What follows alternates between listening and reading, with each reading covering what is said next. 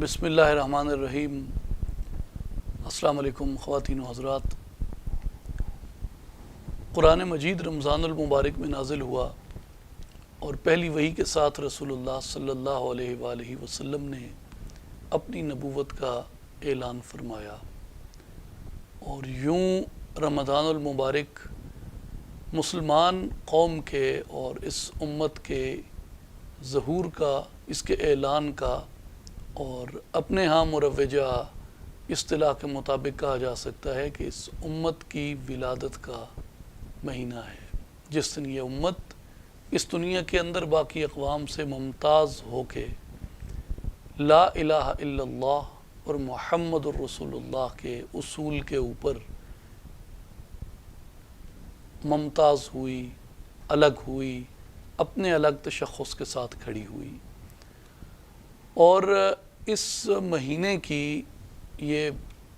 بات مجھے ہمیشہ اپنے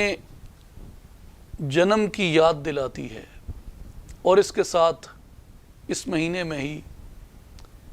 بدر کا معرکہ ہوا، جو حق اور باطل کا پہلا معرکہ تھا، جس میں اللہ تبارک و تعالی نے مسلمانوں کے وسائل اسباب کی کمی کے باوجود مسلمانوں کی مدد اور نصرت کی اور مسلمانوں کو فتح یاب کیا۔ تو حق و باطل کا پہلا معرکہ بھی اسی ماہ مبارک میں ہوا، اور قرآن مجید نے اس ماہ مبارک میں آخری کتاب کے نازل ہونے کی بھی ذکر کیا ہے، جیسا کہ قرآن میں ہے کہ شہر رمضان الذی انزل فیہ القرآن ھدی للناس، کہ یہ رمضان کا مہینہ ہے جس میں قرآن اتارا گیا، یعنی قرآن کی وحی کا آغاز ہوا، جو کہ ھدی للناس ہے، عامۃ الناس کے لیے ہدایت ہے۔ یہاں ہدایت عام فرمائی، لیکن جس وقت آپ قرآن مجید کو اس کی مصحفی ترتیب کے ساتھ پڑھتے ہیں، جو کہ ہم پڑھتے ہیں، تو اس میں سورہ بقرہ کا جہاں آغاز ہوتا ہے، وہاں قرآن مجید اس کتاب لا ریب سے ہدایت حاصل کرنے کو ایک طبقے کے ساتھ مخصوص بھی کرتا ہے، اور وہاں پہ ارشاد ہوتا ہے الف لام میم ذالک الکتاب لا ریب فیہ ھدی للمتقین، کہ یہ وہ کتاب ہے جس میں کوئی شک اور کوئی شبہ نہیں ہے، لیکن یہ ہدایت بخشتی ہے متقیوں کو۔ اس لیے کہ جب بندہ دائرہ ایمان میں آ جاتا ہے، اعمال اختیار کرتا ہے، ایمان لاتا ہے، تصدیق بجا لاتا ہے، تو تقوی اس کے دل میں داخل ہوتا ہے۔ اور تقوی کی ایک اور بھی نشانی بھی ہے، اور تقوی کی بعض نے شرط بھی لکھی ہے کہ اللہ تعالیٰ ایمان والوں کو مختلف طریقوں سے آزماتا ہے، اور ان میں بعض نے لکھا ہے کہ سب سے کم درجے کی آزمائش اگر ظاہری اعتبار سے دیکھا جائے، یعنی جس میں بندہ تکالیف سے نہ گزرے،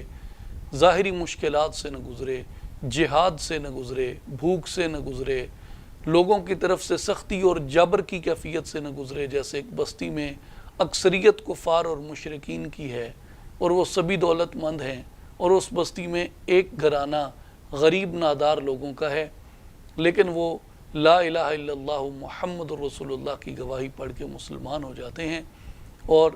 خلوص دل سے اسلام قبول کرتے ہیں، تو وہ جن مشکلات سے گزریں گے اس معاشرتی عدم توازن کی بدولت، وہ مشکلات بھی ایمان والوں کا امتحان ہوتی ہیں، اور جو ان میں استقامت سے کھڑا رہتا ہے وہ اس کے تقوی کی نشانی بھی ہوتی ہے۔ اور بعض نے یہ کہا ہے کہ اگر اس طرح کی کوئی تنگی تکلیف نہ آئے، آپ کسی قحط سے، کسی وبا سے، کسی جنگ سے، کسی مشکل سے، کسی جابر کے تسلط سے، کسی ظالم کے ظلم سے، اور کسی کی مسلط کی گئی جنگ کی ایسی کیفیت سے نہ بھی گزریں، تو آپ کی خواہشات نفس پہ قابو پانا بھی آپ کا امتحان شمار کیا جاتا ہے، اور جب تک آپ اپنی خواہش نفس پہ پوری طرح قابو نہیں پا لیتے، تب تک تقوی وجود کے اوپر اثر نہیں کرتا، تب تک تقوی وجود میں داخل ہی نہیں ہوتا فی الحقیقت۔ اس لیے قرآن مجید یہ کہتا ہے کہ وہ لوگ جو ایمان لائے، جنہوں نے تصدیق کے ساتھ ایمان کو قبول کر لیا، قرآن مجید ان کو ہدایت عطا کرتا ہے، اور ایسی ہدایت عطا کرتا ہے کہ وہ اللہ تبارک و تعالیٰ کی ذات پہ یقین کامل کے ساتھ کھڑے ہو جاتے ہیں۔ اس دنیا میں بھی عزت ان کا مقدر بنتی ہے، برزخ میں بھی کامیابی ان کا مقدر بنتی ہے، اور آخرت میں بھی نجات اور فلاح ان کا مقدر بنتی ہے۔ اس لیے قرآن مجید جو ہے یہ اس سے ہدایت عام بھی لوگ حاصل کرتے ہیں، جیسے آج دنیا کی تمام ترقی یافتہ اقوام قرآن مجید میں ڈوبتی ہیں، اس میں جھانکتی ہیں، اس میں غور و فکر کرتی ہیں، اور نتائج اخذ کر کے اپنے لیے مستقبل کا راستہ تلاش کرتی ہیں۔ اسی طرح جو متقی ہوتے ہیں وہ نہ صرف دنیا کی سرفرازی اور کامیابی ڈھونڈتے ہیں، بلکہ برزخ اور آخرت کی کامیابی بھی اس سے تلاش کر لیتے ہیں۔ اور یاد رکھیں، مسلمان قوم کی جو وحدت ہے، جو ان کی، آپ اس سے بھی اگر زیادہ قابل فہم لفظ ہے، جو زیادہ معنویت رکھتا ہے، وہ یکجہتی ہے، اتحاد ہے امت اسلامی کا، اس کی جو بنیاد ہے وہ بھی قرآن حکیم ہے۔ اس لیے کہ اللہ تعالیٰ نے قرآن مجید میں ارشاد فرمایا ہے وَاعْتَصِمُوا بِحَبْلِ اللَّهِ جَمِيعًا، اللہ کی رسی کو مضبوطی سے پکڑ لو، اور اس سے آگے ارشاد ہوا کہ تفرقے میں نہ پڑو۔ تو اس میں مراد جو اس رسی سے جو چیزیں مراد لی گئی ہیں، ان میں ایک چیز قرآن مجید ہے جو بنیادی ہے۔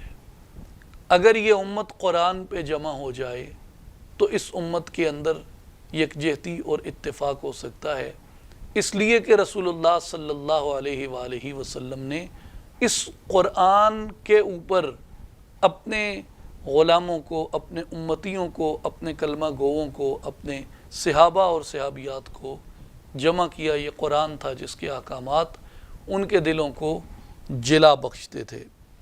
امام ابن حبان نے صحیح ابن حبان کتاب العلم میں روایت کیا ہے کہ رسول اللہ صلی اللہ علیہ وآلہ وسلم نے فرمایا کتاب اللہ حبل اللہ من اتبعہ کان علی الہدا ومن ترکہ کان علی الضلالہ۔ رسول اللہ صلی اللہ علیہ وآلہ وسلم نے فرمایا کہ قرآن مجید کتاب اللہ، اللہ کی رسی ہے، جس نے اس کی اتباع کی وہ ہدایت پر رہا، اور جس نے اسے چھوڑ دیا وہ گمراہی پر ہوا۔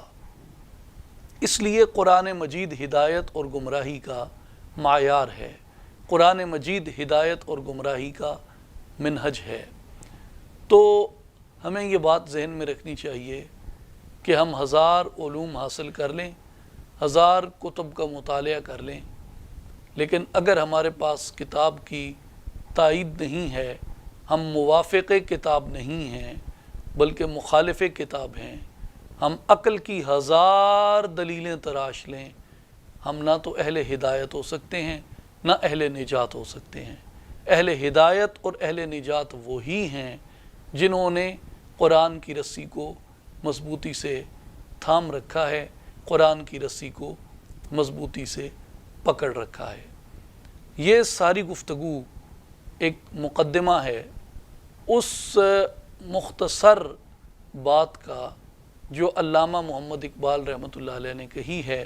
کہ کسی یکجائی سے اب عہد غلامی کر لو، ملت احمد مرسل کو مقامی کر لو۔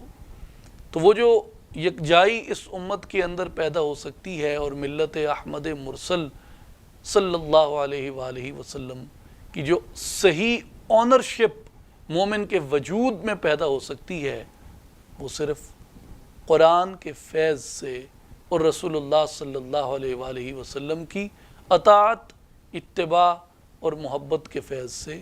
وجود میں جاری و ساری ہو سکتی ہے۔ اس کتاب کا ہم سے یہی مطالبہ ہے، اور جس مہینے میں یہ کتاب نازل ہوئی، جس مہینے میں ہم دنیا میں ایک قوم کے طور پہ الگ ہوئے، ممیز و ممتاز ہوئے، ایک منفرد قوم کے طور پہ الگ تشخص، الگ نظریے کے ساتھ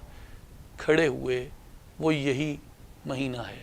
اور اسی مہینے میں حق و باطل کا پہلا معرکہ بپا ہوا، جس میں اللہ نے مسلمانوں کو سرخرو اور کامیاب فرمایا۔ اللہ تعالی ہمیں اس مہینے میں اپنی صحیح بندگی کی توفیق عطا فرمائے، اور جن محاذوں پہ